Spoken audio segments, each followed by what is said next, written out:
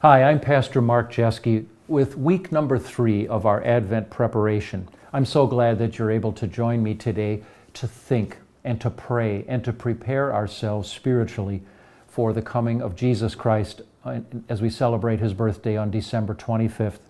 I hope you've been doing okay so far, trying to fight off all the materialism and the craziness of this month. And truly, it's overwhelming, isn't it? The pressures going on to tug us in 100 different directions. I'm glad you have a few moments just to sit still and have some quiet in your heart and prepare for what really matters, what Christmas is really all about. As we light our third candle, the symbol of the weeks of Advent, our Advent preparation, the third candle, which changes colors to kind of change the emotional mood a little bit, is the color pink. The first candles that we lit were emphasizing repentance and faith, which are kind of sober business, aren't they? Pink is a color of joy, and the third week of Advent is the week of joy. You know, the devil wants to steal and rob our joy by putting all kinds of temptations in front of us that always go badly. They turn out badly for us. Every idol that Satan substitutes for you and for me to fall in love with goes badly in the end, does not leave us with satisfaction and joy, but leaves us sad, lonely, and depressed and empty. Jesus Christ fills our hearts with joy. Here is a representation of Joseph, who was a man who thought his world had collapsed. He was promised a meaning for the pregnancy of his fiancée that took away all his fear.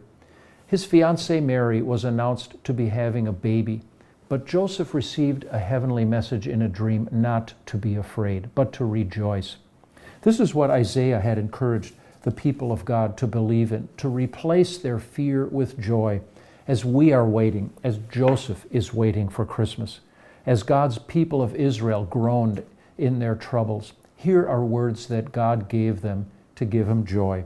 From Isaiah 9, "Nevertheless, there will be no more gloom for those who were in distress.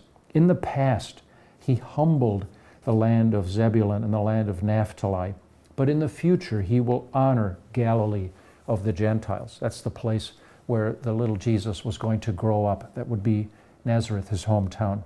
The people walking in darkness have seen a great light. On those living in the land of the shadow of death, a light has dawned. You have enlarged the nation and increased their joy. They rejoice before you as people rejoice at the harvest. This pink color at this Advent time reminds you to lighten up and to smile. If your life is anything like mine, you could make a list of 100 items of all the things that trouble you, that beat down your spirit, that make you afraid, that make you gloomy, that make you bitter, that leave you disappointed, and that leave you depressed and sad. And sad to say, Christmas time is really a hellish experience for a lot of people who have great hopes, but those hopes are bitterly disappointed. When you make Jesus the middle of your Christmas, you will never be disappointed because he came as he said he would. He kept his promises to this man, Joseph, who became the stepfather of the Son of God, who came to our world to bring us a rescue. Even in the middle of a world gone crazy, a time when we suffer much, when our relationships break down, when our financial situation breaks down, when our health breaks down, the Lord gives us joy, a reason to rejoice. For the gift of Christ is a gift of love that lasts forever and keeps on giving forever. When you have Christ in your heart, you have everything, for you then enjoy the favor of God, who makes all things work together for those who love God. And just as the people back then who were walking in darkness have seen that light, this candle is a light leading us on to believe that our gloom is going to turn into joy. This Advent season, as you're going through all your preparations of all the other stuff, the gift buying that you're going through, food buying, dressing up your house, the decorating and the singing of the songs, and all the other things that can clutter up our lives and demand our time and energy. Set aside a little peace where only Jesus will live, and give him your eyes, your attention, and your love, for he has replaced our sadness and gloom with Advent joy. For Time of Grace, I'm Pastor Mark Jeske, wishing you a happy Advent.